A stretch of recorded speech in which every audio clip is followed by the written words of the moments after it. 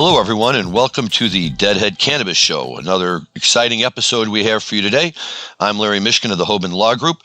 I'm joined by my co-host, Rob Hunt, and our third co-host, Jim Marty, is taking vacation this week. So good for Jim. Hope he's having a fun and relaxing time wherever he is, and he will be back with us on the show next week. We have an excellent guest who we'll get to in 1 minute, Alex Beard, who is an artist, but artist probably isn't really the right word for it, and you'll find out when we get to him. Alex is not only an artist, he travels the world. He's a huge deadhead. He has had the opportunity to have conversations with John Perry Barlow about life and all sorts of great things, and has some wonderful stories to share with us today. Rob, how are you doing? Really good, Larry. Thanks for asking. Excited to have Alex on the show today. Excited to talk about all the fun things in Grateful Dead world and what's happening in the cannabis world. Yeah, me too. And let's start off by saying this. Thank God. Live music. Phish has announced a tour.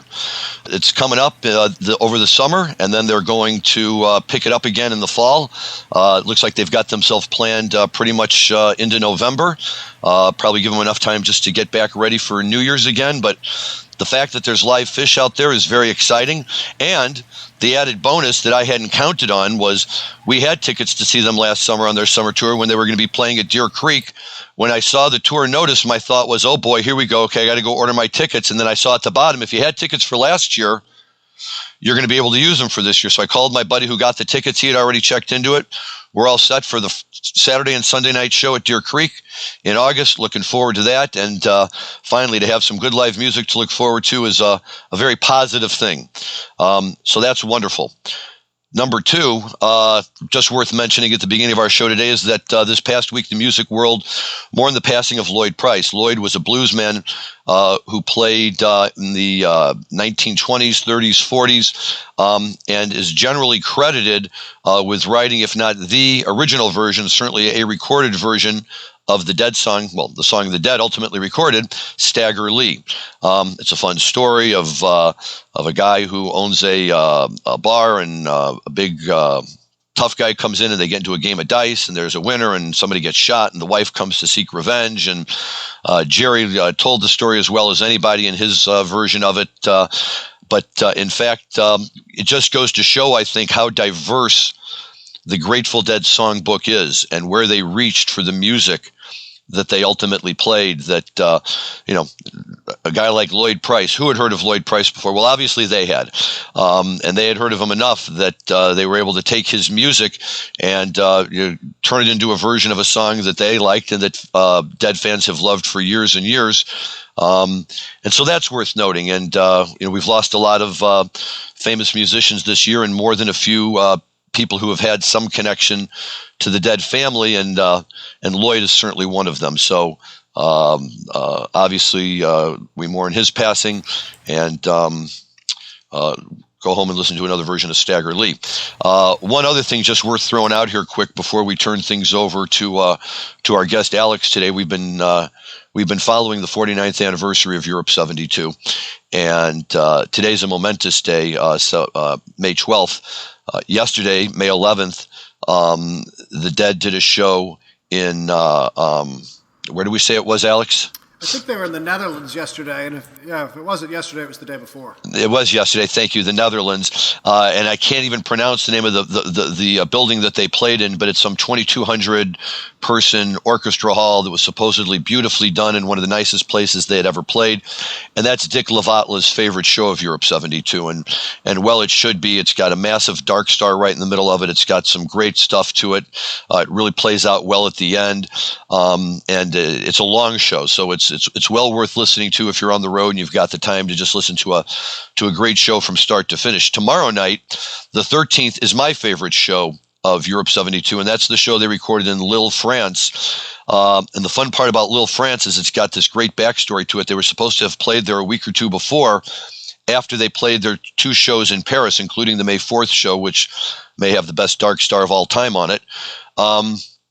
But while their equipment was in Paris, they had moved on to Lille to get ready. But somehow somebody in the crew, I don't remember if it was Ramrod or Rex Jackson or whoever the other guys in the crew were, one of them had encountered a young leftist radical who had been at the show in Paris and left him outside kind of dazed and confused. And to seek revenge, he went and took sugar and poured it in the gas tank of the Dead's equipment truck. So while the Dead were sitting in Lille, France, supposedly getting ready to play a concert, they couldn't get their equipment there. They ran into a problem because the promoter wouldn't agree to give a refund to the crowd, and the crowd literally chased the Dead into the back dressing room of the theater where they were going to play, and they had to sneak out of the bathroom window to get out of there. Bob Weir left some little note about how we'll be back, and they went off to the continent to play more shows on the tour. But on the 13th, they were able to swing back, and they actually played the show at Lille, although this time it was outdoors. So they were able to accommodate the original crowd and a lot more. It's a great show, and like we talked about last week with Dick's Picks 38, although that's a 73 show, this is a 72 show. This is a show that's still very much within the rhythm and the feel of Skull and Roses. And we keep dancing around Skull and Roses and its 50th anniversary, and we will get to it eventually. But this opens up with Bertha Like Skull and Roses and has a great version of it in there that just works really, really well. It's got a tremendous Other One jam in there, 28 minutes. You don't really need a Dark Star when you have a 28-minute Other One jam. But like any good Dead show from that era, it winds down with an amazing Not Fade, Going Down the Road, Not Fade. And it's just songs that you think, I've heard them play so many times over and over. They're always there. And yet when you listen to this version of it, it really reminds you why you can never hear it enough. And it's that good. So that's what we have kind of going on in the live music scene. But Rob, let's bring you in for a minute because, if we're going to talk about the Dead and their artistic tendencies, then our guest today is a perfect fit for our show, and you're probably the best person to introduce him. So please go ahead. Yeah, thanks, Larry. We're really lucky to have an old friend of mine, Alex Beard, joining us, who is a really well-known artist that resides in New Orleans. I've watched Alex's career over the last 20 years and watched him turn into really incredible works of art. I wish the audience could see just what we're seeing in the background behind Alex of one of his paintings. But anyone that's in New Orleans, I highly recommend you go by and see his studio and go check out his work or go online and get a chance to really see what he's done. But Alex, it's a pleasure having you as a friend, as a Deadhead, as someone that I think would be able to contribute a great deal to this conversation today. So welcome to the show. Well, it's a great honor of mine to be here with you all. Probably the only place I think I'd rather be is in a fishing boat looking for some bluefish out by the race. Beyond that, this is as good as it gets. Yeah, and I'm hoping we're going to get a chance to do that this summer. You missed an amazing fall run last year on the island where it was just spectacular off of Montauk. The fishing was just unbelievable. And speaking of fishing on the other side, Larry, I am very excited for Fish Tour as it is probably the closest thing I've ever seen Fish do to a true California West Coast tour, where I've got 8 shows within a few hours of my house. And I broke it to my wife last night that, unfortunately, honey, I'm going to be on Fish Tour at the end of October. I hope you're okay with that. And her answer to me was, well, that's fine. What's in it for me? Do I get to take a 5-day vacation with my friends? And I'm sure we can work something out after I do my trip.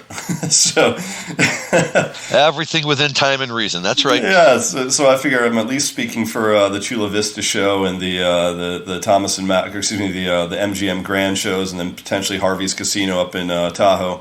But there's a few others as well. But it should be a really fun October. And then speaking of October music as well, as we get Alex involved in this conversation, I think we should also touch on what's happening in New Orleans in his neck of the woods for Jazz Fest this year. Now that we know Jazz Fest is back on for October, and I know Alex has been many, many times. So kicking it off, Alex, why don't you give a little bit of background? And I know you do have a connection directly to the Grateful Dead in your friendship with John Perry Barlow before he passed. Maybe you can start off by kind of talking about A, your affinity with the Grateful Dead, and B, your relationship with John. Okay, so let's start with my affinity for the Grateful Dead. I'm one of those who grew up listening to the Dead, not willingly. I went to a summer camp up in Maine. And when I was, 8, 9 years old, something like that. So that's 78, 79, right in that sort of... Chewonki? No, Wild Goose.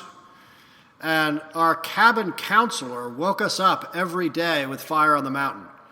And for 8 weeks of summer, something like that, up at Great Moose Lake in the middle of the trees. And so at first we were all, oh God, Fire on the Mountain again. And all of a sudden, the entire cabin was sort of a bunch of little Munchkin deadheads running around. And so I then went off to boarding school. And of course, in the mid-'80s, and that was almost part of the curriculum. And so I would, obviously listen to the traded bootlegs that went around the dorms every evening. And then our spring break was always in line with the Dead's East Coast tour that would start at just about the same time, usually at the Omni in Atlanta, right? So you'd hit the Omni, and then you'd hit Hampton, and then sometimes they'd end up in Maryland, and sometimes they'd end up in New Jersey and whatever. So you'd make your way up the coast. And, you could catch 7, 8, 9 shows over the course of a 2.5-week spring break. And we all went en masse. In fact, one year, and I don't want to get too sidetracked on all of this, but one year we had an exchange student from Ghana who not only had never heard of the Grateful Dead, but had never left Ghana before. And he had no place to go for spring break, so we put him in my old gray station wagon, which was called the Road Rhino, a 1984 Caprice classic. And we drove down. We taught him to swim at Disney World, and then we hit 7 or 8 shows coming up the East Coast. And as far as I know, William Dakwa is the greatest deadhead in Ghana. So spreading the love all over the world. My connection with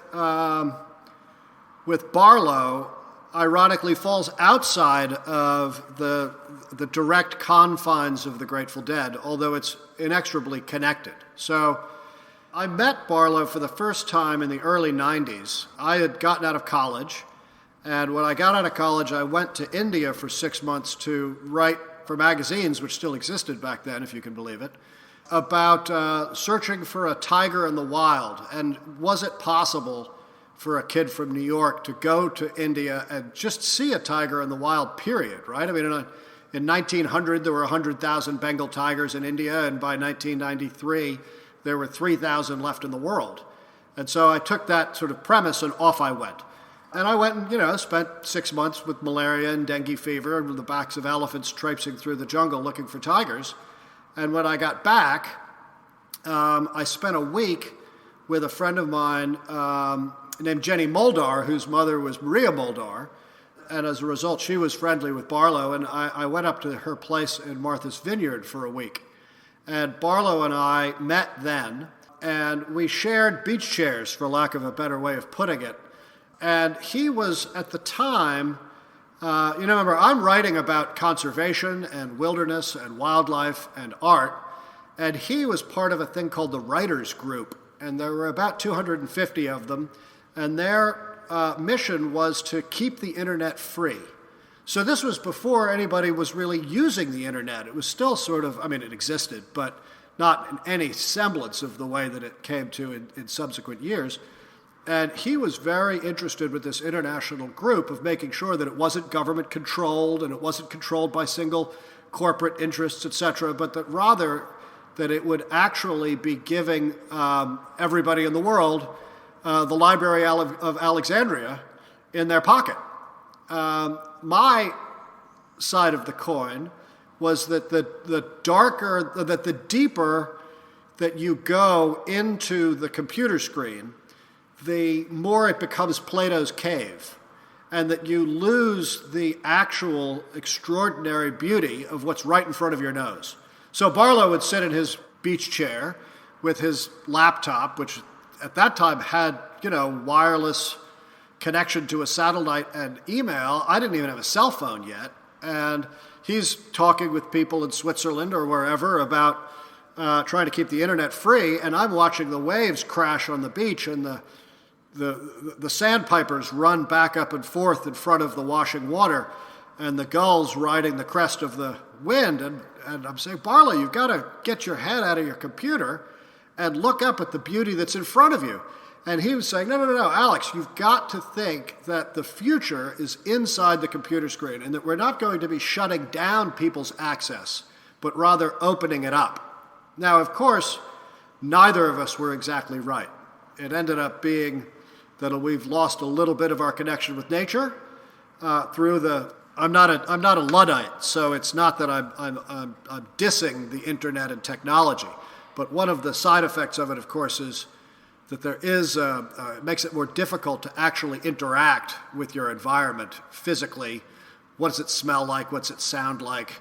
What's it actually feel like to walk through the jungle? And Barlow's version of it was also didn't quite come to pass in the way that he had imagined. I don't think that as a rancher in Wyoming and an old Kennedy hand, that he would think that the proliferation of lies leading to January the 6th was going to be a logical extension of what he was talking about by keeping the internet free, right? So it was one of those pivotal conversations, certainly in my life, and he and I discussed it multiple times afterwards, and in his a little bit as well, as to how do you look at the big picture of one of the most fundamental changes in the history of civilization, which we have all just witnessed and are still witnessing. It's rather interesting. I mean, it took 300 years after Gutenberg figured out about his press for the world to figure out how to communicate again without there being 100 years wars, etc. And we're 20 years into a complete mind shift. And it makes for an interesting time and an interesting philosophy. A philosophical conversation is really what I mean. Now, the thing about Barlow outside of that I was particularly drawn to was that his day job at the time, as he described it, was as a cognitive dissident. And in fact, it was on his business card. I mean, I can't believe he had a business card, but the fact that he had, that was what it said on it. And the way that he was making money at the time was he would go to corporate boardrooms and try to convince corporate America that it was a good idea to give things away. And he used the Grateful Dead's willingness for people to bootleg their concerts as the example for how to build a relationship with the public that has long legs. And so I immediately attached myself to that idea because it was one that I already, as an artist, sort of espoused. If you're a young artist out there in the world trying to figure out how do you get people to look at what you make, my recommendation is don't try to charge everybody $1 trillion and tell them how important you are, but rather make something that they like and then convince them that you're going to give it to them so they can put it on their refrigerator. So then they see it every day. And over the course of decades, you build up a relationship with the people that you ultimately want to, which keeps growing and growing and growing, in the same way that the Dead did. Give away a little something so that you're more on an equal footing of community and collaboration, participation, as opposed to just proprietary. Yeah, that was one of the work he was doing also with the Electronic Frontier Foundation, right, for nonprofit digital rights. I know a lot of the work that he was doing was, being an advocate for making sure open source was happening throughout the internet, long before anyone was thinking about who was going to actually own portions of the internet or own portions of different operating systems. Barlow kind of saw the future there and advocated for just much more open source among everyone. Yeah, he was really an extraordinary forward-thinking man who had insight into a myriad of topics, all of which were based on a very similar principle, which ties directly back to the entire philosophy of the Grateful Dead from the beginning and still. Yeah, I don't think a lot of Deadheads realize that all the other projects that Barlow was involved in, and what a brilliant mind he was, and the fact he was a Harvard Law School guy as well. They just think of him as the guy that wrote Cassidy and Throwing Stones. But he's really so much more. And anyone that ever got a chance to spend time with John, fortunately, I did get a chance to hang out with him a few times, and more when he was kind of doing work with String Cheese Incident than when he was with the Grateful Dead. but he was an exceptional man, just a really, really unique person. The other thing about Barlow is that he was an extremely funny and nice man, and his sense of humor was wry. So he could take a ridiculous situation and sum it up in a look or a phrase and really bring a smile to everybody's face in a way where you felt like you were on the inside of the joke as opposed to the butt of it. So I'm an admirer of Barlow's. I miss him. I did a portrait of him, actually, during that week, which I still have. I don't have very much of my own art. I'm not the guy who puts his own art up all over his own house. But I kept that portrait of Barlow. Well, I think you touched on something that's very consistent among the Grateful Dead and their members and their extended family, is there's a great deal of wit and a great deal of self-deprecating wit that goes along with all those guys, where you've got to be pretty quick on your feet to keep a conversation with a lot of the people that were involved in the inner circle of the Grateful Dead, simply because none of them took themselves too seriously, and they thought most of the outside world was relatively absurd. So how do you stay on top of all that and tease one another in a way that doesn't have too many barbs attached to it? Well, there's of course the idea behind the name of the Grateful Dead, dealing with the idea that we're all of us already basically dead, and that we've sort of got this little moment of life here that we should enjoy. The fact that it comes and goes awfully quickly. My son, who's about to be 16, is a deadhead in the way that deadheads can only be a deadhead if you're 16, as in he knows absolutely everything that has ever occurred in Grateful Dead world. And he pointed out to me that the last song that they performed was Box of Rain.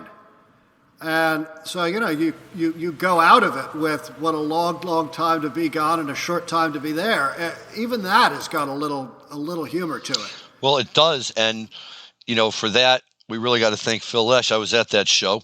In fact, I was at those last 4 shows. And by God, whether any of us knew that Jerry was going to die, we sure knew that he sounded like he was going to die for the most part. He managed to crank out a really good So Many Roads the last night at Soldier Field that brought the house down. But he was really hurting, and he played Black Muddy River for the encore of that last show.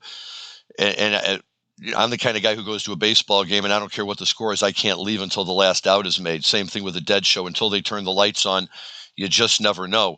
And even after they turn the lights on, you just don't ever know. And we got up. We were like, this is sad. This is no good. Luckily, Soldier Field was large enough that before we could, get ourselves all the way out of there, Phil had this wonderful idea that this is not the way to end a tour. There's got to be a happier way to go out. And he pushed for the Box of Rain, which unfortunately turned out to be very, very prophetic for him, as Jerry only lasted another month and then was gone. But yeah, that. Larry, I've got some inside Grateful Dead questions for you, because you seem like a man who knows an awful lot about this subject. And Rob, if you do, I'd love you to contribute as well too here. So my first question is, the word in the parking lot for years was that the last tour, that you would know that the last tour was coming because they'd play Unbroken Chain, which they'd never played, right? And that there would be this sort of, that it would be the clue to all of us that we should enjoy what's coming down the pike. And of course, in '95, they break out Unbroken Chain. But they broke it out in the spring tour. They broke it out in March. So well, but still, that's 6 months prior, right? It doesn't have to be the last song played, right? So well, I know the excuse for years was that it was too complicated a song and they'd all have to relearn it because the parts were so difficult. So no one wanted to relearn the song. But when they first broke it out, I was skiing in Alaska, Alex. Yeah. I had someone track me down at the house I was staying in. The phone rings. The person whose house it was passed me the phone, says, "For you." And I get on, it's a buddy of mine going, "They just played Unbroken Chain. Are you flying home?" And I'm like, "No, I'm not flying home. I'm skiing in Alaska." So I'm not the only one that heard that, right? That was a conversation we all had back in the day, right? I'm not making that up, correct? Can't say that I heard that one specifically. In my day, it was Cosmic Charlie, and before you'd go into the show, they would pass out little flyers that had the lyrics for Cosmic Charlie printed on it, so that when they broke it out that night, you'd be able to sing Cosmic Charlie with them. And I probably got about 20 of those stuffed into an old pair of blue jeans somewhere. But, to me, the idea is I like to think at least that Jerry didn't know that it was the last show, right? That he maybe somehow internally, if he knew, Phil knew, I don't know. But and we've had this conversation a lot on our show just because of how sad it is and what led up to that, where Jerry just his body gave out on him, and here we are announcing the Fish tour, and the Fish guys are the same age Jerry was when he died.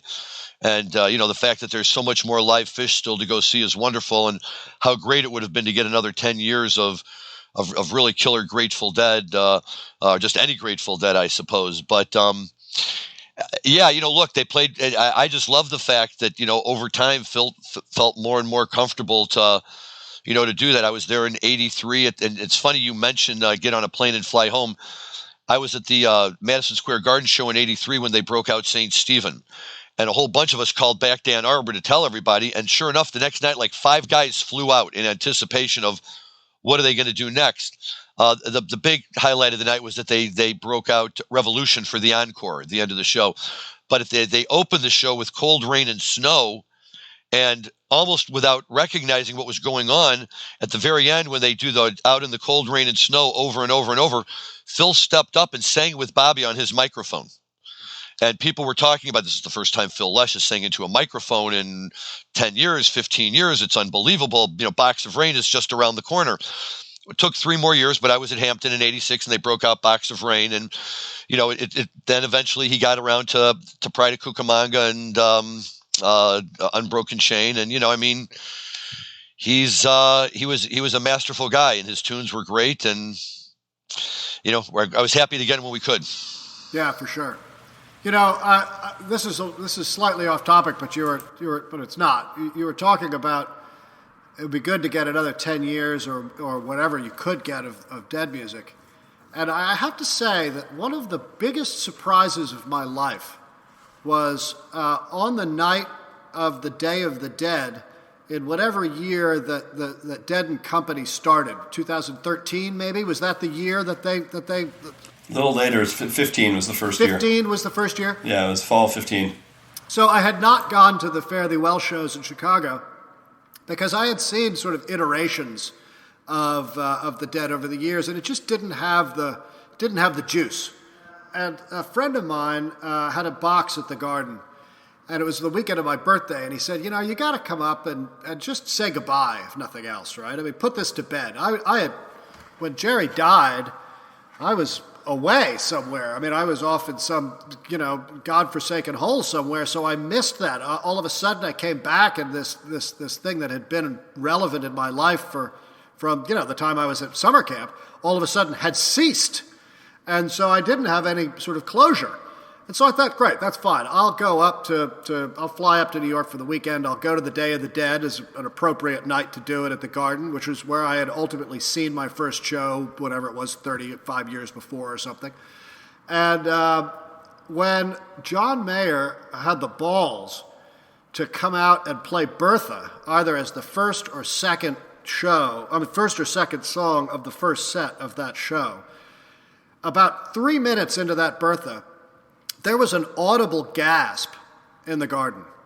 I've never experienced anything like it, actually. It was as if the 18,000 people who were there were no hangers-on in this crowd, right? It was the Bill Walton Deadhead crowd that had gathered. And this audible gasp of surprise that the music was awake again. And it wasn't John Mayer playing a Jerry tune. It was a version of the Dead playing Bertha. And it was an extraordinary thing. I mean, I've never seen an arena go as bananas as we all did in that moment. And the great surprise in life was that this thing that had ceased had reawakened. And what a glorious thing. And unexpected. Life is full of expected things. The unexpected things are usually pretty crappy.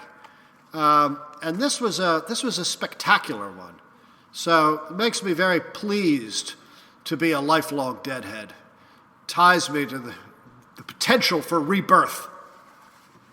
The amazing part about it, Alex, is that 6 years ago, when they were putting Dead and Company together, if you told me 6 years later this lineup would still be together, when you saw all the other lineups, whether it was the other ones or Further or any of the other things that have been these short-term, let's try it out and see how it goes, I mean, this lineup has worked. It's not just John Mayer, but it's O'Teal. It's the whole crew. Those guys are playing together. You know, Rob Chimenti, Jeff Chimenti.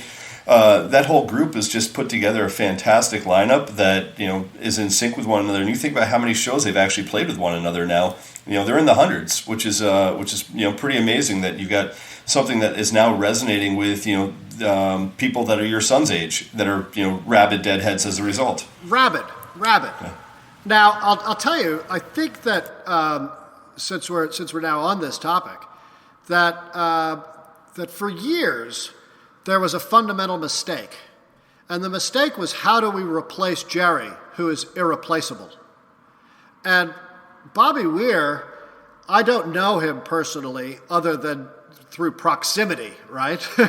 So I feel like I know him very well, even though I don't know him at all.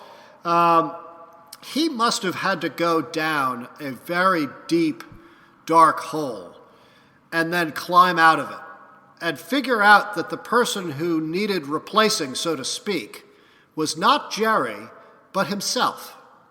That he was no longer going to be a viable, handsome frontman. That he needed to move over to Jerry's side of the stage and take up the orchestration. And I feel like some of the versions of the Fairly Well groupings and others, as much as I love Phil Lesh, who I do, and am a huge admirer of his for many, many reasons, I feel like there was perhaps some tension between who is going to take the orchestration in the in-between spaces, and that if you've got too many chefs in the kitchen, it doesn't work. And that it seemed to me, watching Bob Weir in his relationship on stage to the younger guys, that he was bringing them along in the way that Jerry brought the rest of them along way back in the day. Now, you can't do that if the people participating aren't brilliant in their own right? I mean, it's not like teaching kindergarten kids, but there's a certain language that's required to be able to have that kind of improvisational chops, and the building inside of a single song, multiple run songs, or just in the noodle, where you can go from rest to explosion, and how you build that through the lyrics, how you build it through the guitars, how the rhythm section builds it.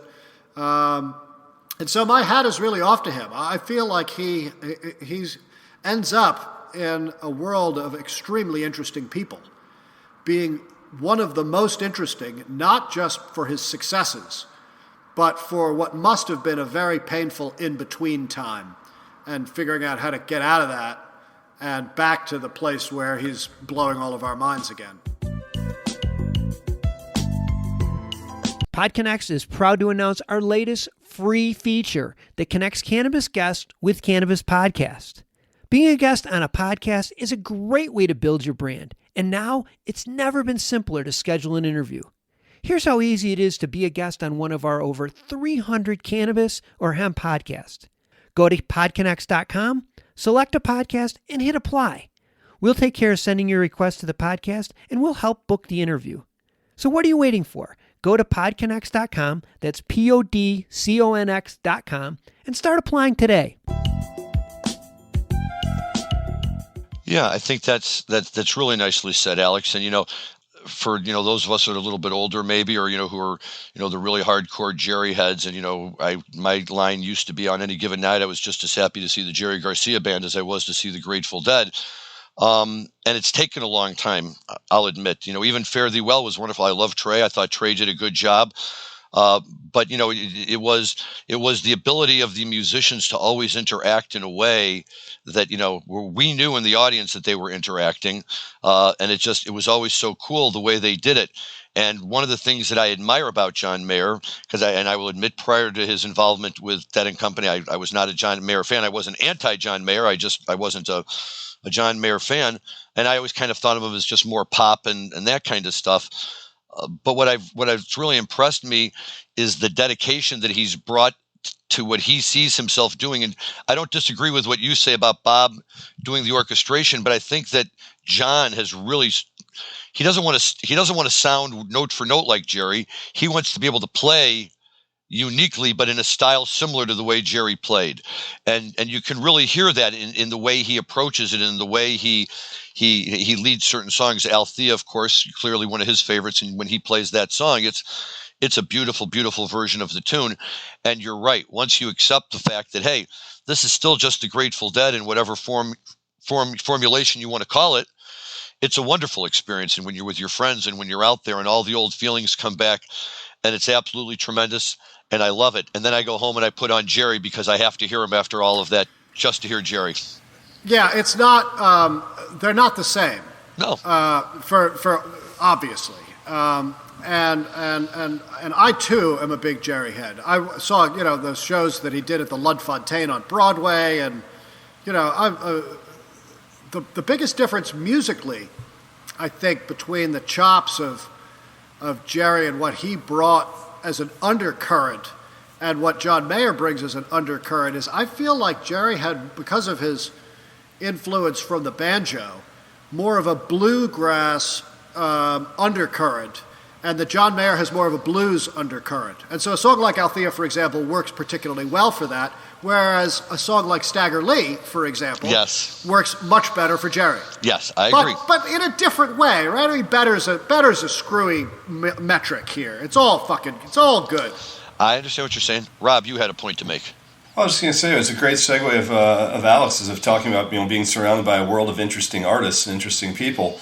I know that the Grateful Dead was a big influence on your art, but I'm also curious to know that you were largely raised by some of the more interesting characters that ran around New York City in the late 70s and early 80s, whether it was your Uncle Peter or whether it was Truman Capote or Andy Warhol and all the folks that kind of Peter surrounded himself with. I was just wondering what kind of influence that had on your artistic life, and the influence that the Grateful Dead and others had as well to kind of get you to where you are today and turning into the artist you've become. Well, it is true that I grew up in New York City in the 1970s. It is also true that my Uncle Peter Beard, the photographer and liver of life, was a big influence on me. He was, when he wasn't in Africa, and for those of you that aren't familiar with him, he was primarily a photographer of wildlife and beauty, models subsequently, but his greatest work in my mind was the work that he did in the 1960s and early 70s in Africa of the elephants and crocodiles, etc. And when he wasn't in Africa, he was living on our sofa on the Upper East Side. And so I was one of those kids who went to Studio 54 in the 70s. And when I say one of those kids, maybe there were 3 or 4 of us, the von Furstenberg kids, Jade Jagger, Jennifer Rubel, and me. The normal crowd. The normal crowd. Well, look, somebody's got to be them, so it might as well be me. Why not? I'd come home from school, and Andy Warhol might be sitting in the living room, and in fact, I've got in my studio a portrait, a photographic portrait that he took of me when I was a little kid. And Truman Capote as well. My mother always talks about how he would call the house and he'd say, "Hi, this is Truman." And my mother would say, "Well, who else could it possibly be?" Right? So, and so now, what did I learn from them?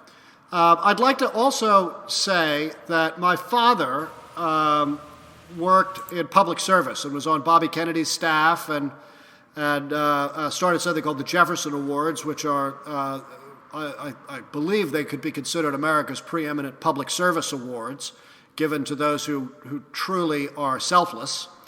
And so I got equal measure from all of that perspective that you can do original things and succeed at it.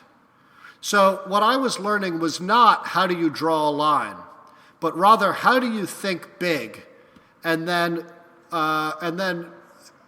realize your dreams, not following a path that anybody else has walked. And so that is a possible destination. It's a possible life goal. That if you have the confidence, not necessarily you don't need to be Mozart, right? I mean, you don't need to be playing for the Austro-Hungarian kings when you're 6. You don't need to be a prodigy. but you need to be impassioned about what you do, whether it's public service or it's art or it's writing or it's music. And that if you set a path for which there is no back door, right? It wasn't that I was either going to be an artist or a banker. It was that I was going to be an artist, and that as a result, I had to figure it out. And the way to figure it out was to do it every day. And I don't think that's all that dissimilar from the Dead, frankly. How do you go from being the house band for the acid tests to being what we've all known? By playing every day. You know, how do you get to be Jerry Garcia? Not just by showing up 5 minutes before sound check, but by spending the day there learning how all the equipment works, and then 6 hours in your room picking the banjo. And that's not just practice. That's love for the thing that you do. And so I learned as a child by looking at, these are all people that we've all heard of, but I didn't look at them as famous people. I looked at them as people who were doing interesting things in unique ways, and that they were always telling me that you could be anything. It's the great American dream, right? It's not just an economic dream that we lead in the United States. It's the ability to follow your dream. So I have to jump in here, Alex, because I do now, my brain doesn't work as fast as it used to, and I do remember Rob mentioning this in the lead up to this week's show, that your childhood was very unique in terms of the types of people you were exposed to. And one of the names he threw out, and I'm going to throw it out, and if I'm wrong, then forgive me, but Lou Reed? Peripherally at best. Okay. I don't think that Lou Reed was ever around my mother's dining room table. Okay. But, that whole Velvet Underground scene was very much a part of it. And my biggest connection to Lou Reed would be, do you remember Candy Darling? Do you know who I'm talking about? So she's referenced in Walk on the Wild Side as one of the members of the Factory. I mean, that whole song was written about different characters that were in the Factory are all referenced in that song, and all of them, are pretty true to form of who they represented. But yes. Okay. So Candy Darling, I don't know what the current title for someone of her choices are, but she was a transvestite, and I had, when I was little, I had two governesses. One was an old German governess named Mrs. Schaller, and the other was Candy Darling. And the two of them, now this is when I was little. When I got to be a little older, I had an Irish nanny who lived with us, which is not Candy Darling, named Stella, but that's beside the point. And so Mrs. Schaller was one of these real traditional, push the pram kind of thing, right? And Candy Darling was not. And Mrs. Schaller could never quite figure out what exactly Candy Darling was, to be honest. And so I grew up literally from the cradle with the dynamics of the oddity of the world in which we live at play. And it's always given me a sort of a wink and a nudge to the world that, sometimes Mrs. Schaller is in the room and sometimes it's Candy Darling. Larry, I've got to say, this would all make more sense to you if you knew Alex's mother, Pat. it would all come into focus. But I never knew that, Alex. That is so perfect for who the two choices would be. That's lovely. Oh, that's so good. I love that story. That's wonderful. Wow. Okay. So I'll give you an Andy Warhol story if you'd like as well. You're asking about things that these people taught me. So this was not, once again, this is how you draw a line, but rather talking about Granny Pat, right? About my mother. I now have children, so she's Granny Pat, not just Pat. And we had a round marble dining room table, and this was in the time when people still had dinner parties, and dinner parties still had place cards. And my mother would invariably have a friend, Mrs. Haverkamp or McGillicuddy or whatever, right? Somebody who was very social, who was eager to sit next to Andy Warhol. And so they would say, please put me next to Andy. And so my mother would, and then she would tell me, she'd say, I want you to watch at dinner tonight. Now, I wasn't sitting at the table. I was in my, footed pajamas, age 6, going around shaking everybody's hand and bowing before I went to bed, like one did back in the day. when we all had a little civility in our lives, God forbid. And so she said, I want you just to watch the interaction between Andy and the woman sitting next to him. And the way that it would work was this. So they would sit down, and the woman would say, hi, my name is Mrs. McGillicuddy, and Andy would say, nice to meet you, my name is Andy. And then he would say, so tell me about yourself. And she'd start to talk. And she would say, oh, I'm from such and I do such and whatever. And he would nod his head, and he'd say, uh-huh. So interesting. Uh-huh. And then, and he would never respond. And then there would be an awkward moment of silence, and then Mrs. McGillicuddy would keep talking to fill the silence. And so by the end of the dinner, Andy would know everything about this person. I mean, from over generations, right? I mean, he would know your entire CV, and that woman wouldn't know a single thing more about him than when she sat down in the first place. And of course, invariably, she would then say to my mother, God, Andy is such a nice man. Now, that to me is a great life lesson. Right? It goes a little bit back to that sort of Carnegie, how to make friends and influence people kind of thing. Be interested in the other people around you. And not just for Machiavellian purpose, but people are interested in what they're interested in. And if you're interested in what they're interested in, they'll be much more open and friendly towards you. Now, Andy used it much more like a racket because he was quite Machiavellian. In fact, he used to do this thing with Truman, Capote, where they would line up these society folks, women mostly. I know this all sounds rather misogynistic, and it's not intended to. And they would say, okay, these are 10 wealthy women who are really impressed by Andy Warhol, and we can do, and Andy will do a portrait of them, but he's not going to ask. He's not going to be the person that's going to start that conversation. So Truman would call them and say, oh, Andy just loves you. He is so interested in you. And he would love to paint your portrait. But he is so shy. And then the woman would say, oh, well, that's great. I would love Andy to paint my portrait. And they'd line up 10 of these things for $50,000 a pop or whatever, right? And then he would just go, bada-bada-bada-bada-bada-bada-bada-bada. He would do the suite of portraits. Everybody would have their portrait. They'd all be delighted. And he and Truman would head off to the south of France or whatever the hell they were going to go do.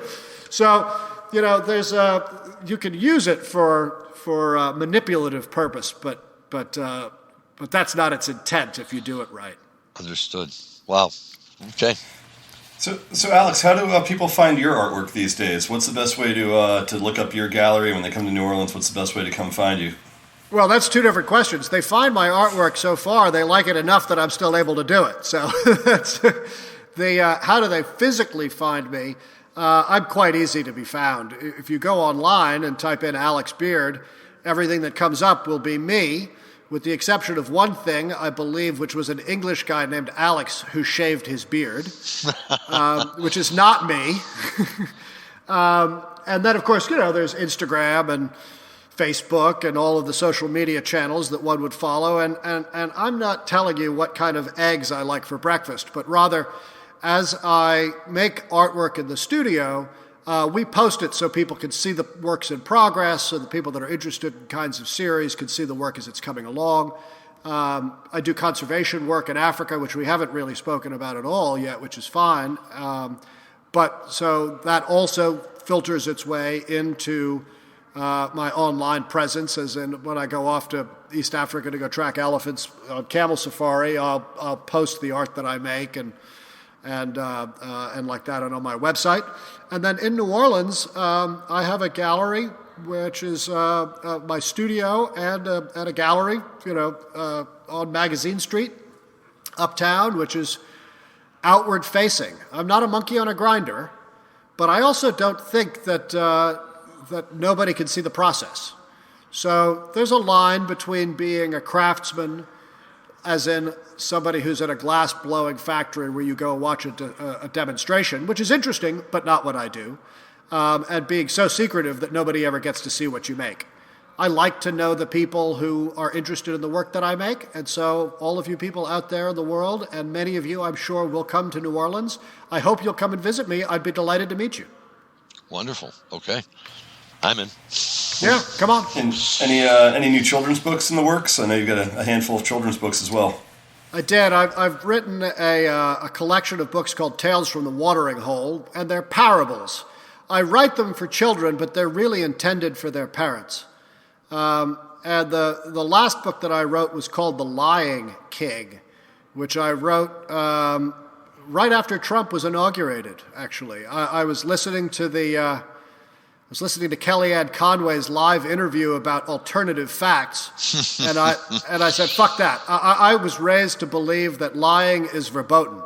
The one thing that you have is your integrity, and that history teaches us that there is no good version of a liar.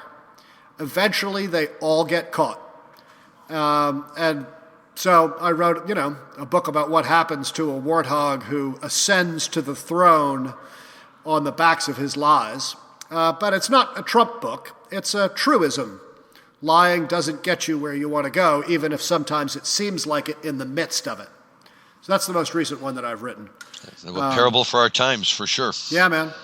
I found this last year to be difficult to write anything because everything was so infused with the pandemic that anything that you wrote specifically about the pandemic, unless you're like Michael Lewis writing the history of the response to the pandemic, that anything written in that time would be so filtered with something that would be dated almost immediately that I found it difficult to get out of my own way and write something which is a greater truism that could be true 20 years ago and 20 years from now. And those are the things that I'm interested in. I'm interested in more like Aesop. Well, speaking of politics, Chuck Schumer's come out in the last week and once again said that he is going to make sure by this time next year that cannabis has been decriminalized at a federal level. I'm not as convinced. We've had this conversation a little bit, but it's always interesting when the leader of the Senate comes out and very overtly says that they're going to change cannabis laws in this country. Larry, I'm not sure if you watched anything that Chuck had to say and your thoughts on it, but I think that timeline still seems a bit accelerated based on the composition of the Senate as we see it today. Any thoughts there? Look, you're absolutely right. The good news is that somebody's talking about it, and they're talking about it openly, and they're talking about it with the intent that it's something they would like to accomplish. That's a breath of fresh air after what we saw for the last 4 years in terms of what people were willing to do with marijuana bills. However, at the same time that we hear Chuck Schumer saying this, we also hear Mitch McConnell saying that once again, as he did a few years ago with Barack Obama, he's now making it his life's mission to make sure that nothing that the Democrats want to do, especially Biden, can be accomplished, and they're going to be obstructionists all the way through. Unfortunately, even though we've talked about the fact that we all know many Republicans who like to smoke marijuana, and one red state after another, Alabama just did it, starts to approve either medical or adult use marijuana. A lot of the politicians just still can't get out of the way, and whether it's because they are anti-marijuana or in the case of McConnell, I think that's probably just more partisanship and gamesmanship that he's playing. But unfortunately, it has an impact on the rest of us who would like to see federal legalization take place. It's part of the conversation. Certainly, I have to think that if a bill shows up on President Biden's desk, that he would be inclined to sign it, even though he, kind of shocked everyone when he said he didn't want anybody with a marijuana history working on his staff. So I think it's really kind of a complicated issue on the federal level. And as I know Jim Marty is very fond of saying, for those of us in the industry, that's not necessarily a bad thing, as long as it keeps, the RJ Reynolds of the world out and lets the rest of us have some fun and play in this industry for a while before we kind of turn that corner. It will happen. I think it'll happen sometime during the Biden administration, because as more and more red states come online, we're just going to see a such a large mass of support that it's going to be impossible to ignore. Yeah, I mean, look, if you look at what we've seen in the earnings reports in the last week coming out of Wall Street, Curaleaf reported earnings this week, and for the first time ever, they're showing a run rate of north of $1 billion in sales on an annual basis. GTI reported yesterday, and they showed $280 million in the most recent quarter. So again, you're tracking north of $1 billion. Trulieve announced the acquisition of Harvest a couple of days ago in a $2.1 billion blockbuster deal that obviously is going to take some time before it gets through Hart-Scott-Rodino, passes through the Treasury Department. But you're now talking about businesses that take RJR out of the mix. By the time legalization happens, these companies are going to be behemoths by any measure of any industry. So legalization or not, we are now marching towards a handful of companies that are truly that large, and there's a handful of other ones behind them that are still in the process of making acquisitions. There's a 7 or 8 that are kind of like the mid-tier MSOs that are north of $1 billion market cap today. But when they report at this time next year, and you see how much progress they've made just in expansion and all the capex they've been putting in and all the acquisitions they've made over the last year, these companies are going to be north of $3 or $4 billion of market cap at this time next year. I mean, where they are today is not priced into where they're going to be in the market. So we still have a long way to grow, and I think for those companies, to your point, they're delighted to see illegality for at least a period of time more, because right now they've got no problems accessing institutional capital and relatively inexpensively. You saw GTI do a sub 8% debt deal recently. You saw Verano come out with a 9.75% note a couple days ago. So the days of really expensive capital on the debt side are pretty much over. And now you're watching institutional groups north of the border come in and support U.S. companies at a much, much lower price than they were before as far as what they're paying on a coupon. Well, that is your area of expertise, and I defer to you on all of it. But I've heard of the large numbers, and I've seen what's going on, and it is absolutely amazing. And you're right. I think that I should not be so quick to underestimate the powers that be in this industry, and the ones that have started down that road, and others that are heading in that direction. Whether it's maybe it's just irrational on fear on my part, but I'm still, kind of old enough to put RJR and, IBM and a few of those in like their own little special category of, companies that run the world and, could really do anything they want if they really want to. But nevertheless, the point you're making is a valid point, which is that, the people in this industry aren't sitting around waiting for RJR. They're going out and creating their own behemoths. And, if they can do it within the industry and do it within the rules and, continue to deliver good quality product at a reasonable price, God bless them all. Larry, this is obviously not my expertise, but I would say that I would think that the tipping point for this will not be the large cannabis companies or RJR, a company like that, wanting to get involved, but rather the credit card companies and the banks. That when you start having enough retail business that 3% on an American Express card for billions of dollars of transactions a year, that's a lot of money that's going through the state of Delaware, where home base to Joe Biden, right? Yeah, look, everything you say there is absolutely correct, and ultimately it will take that. But that kind of puts us in the catch-22, right? Because in order for the banks and the credit card companies to be able to dive in, it has to be made legal. They have to take it off of Schedule 1. So but that's my point, which is that if you were a lobbyist at this point for Visa, I think that you would be on Capitol Hill right now saying, legalize it and let us run these transactions through our bank debit cards. Well, and of course, the most frustrating part about that is during the prior administration, the Democratic-controlled House did in fact pass banking regulations that would have allowed that, and they could never get it out of committee at the Senate, and McConnell refused to bring it to the floor for a vote, and it died. So yes, I absolutely agree that with the support of the financial institutions and the credit card companies, that will help give it the mainstream support and appeal that it needs to go in that direction. And yeah, that will be a change of proportions that I certainly am not capable of imagining. Once people are freed from this burden of having to deal with large amounts of cash and can really just dive into this as they would any other business, and once that happens, I don't think we've begun to see what the true upside of this industry can be. Well, the other tipping point, Alex, also is when you start seeing governors like Kay Ivey and Tate Reeves and your governor in Louisiana, start making moves towards legalization. Politically, when you've got states that are considered to be as far red as those states are, making overtures, eventually, even in the Senate, McConnell and the others that are obstructionists have to move when they know that the states that support them are now moving towards legalization as well. So I think the tipping point in my mind is once we see the New York law get officially passed, once we see Virginia, once we see Florida go adult use, at that point, the major population states are done.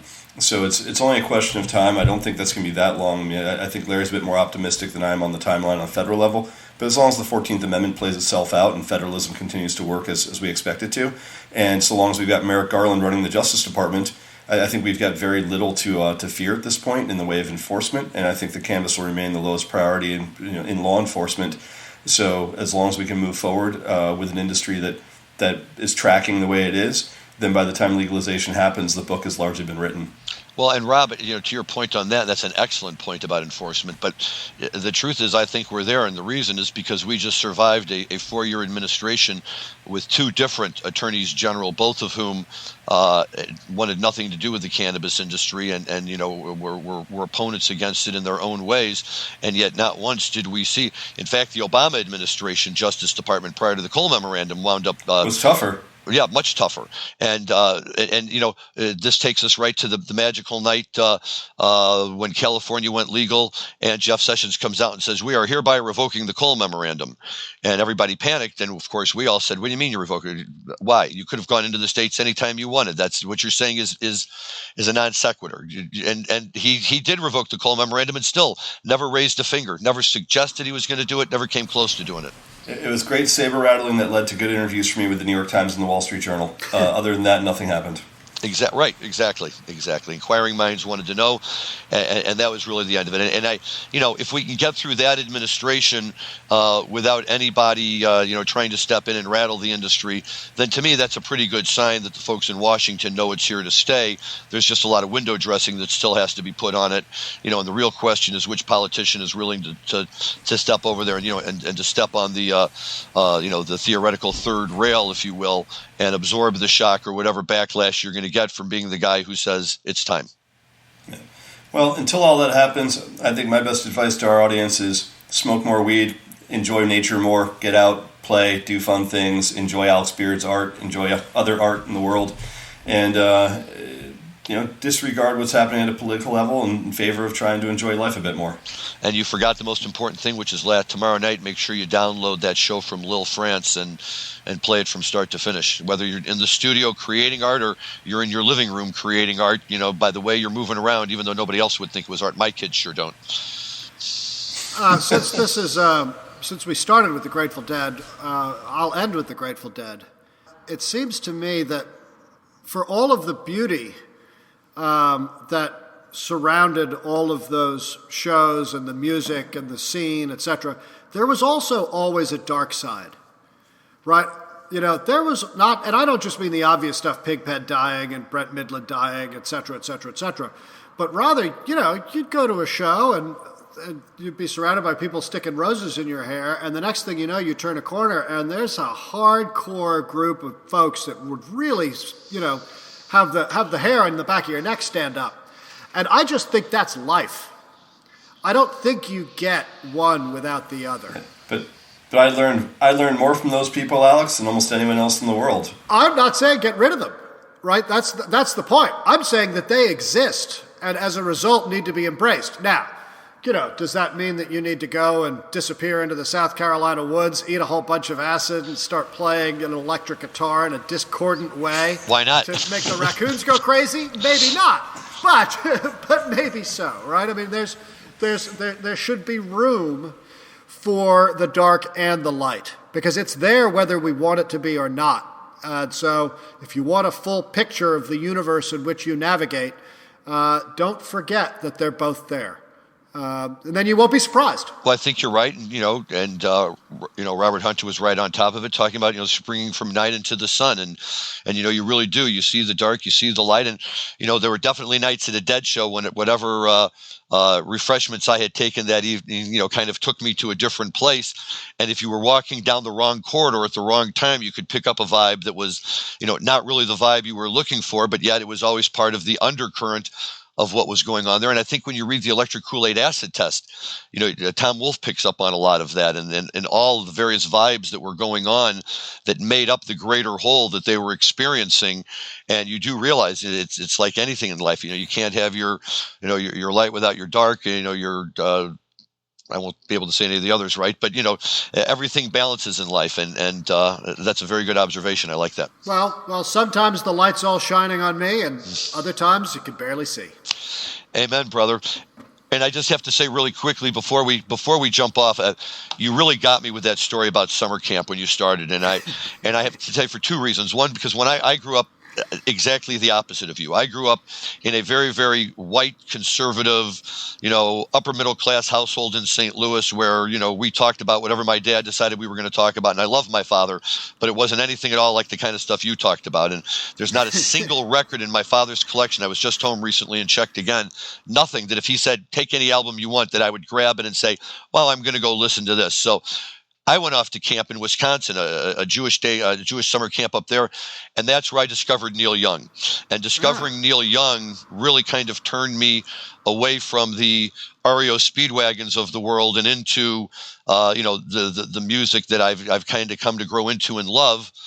But just to make sure I wasn't the odd man out, my son, I have three boys, and they're all now more or less into the Dead, but at the time they weren't because their father made them listen to it all the time, and they didn't like any of that, and they liked stuff like The Fray or whatever it was. And my oldest son went up to summer camp, and he had a counselor who every night before they went to bed played Farmhouse, the Fish tune, on acoustic guitar for them.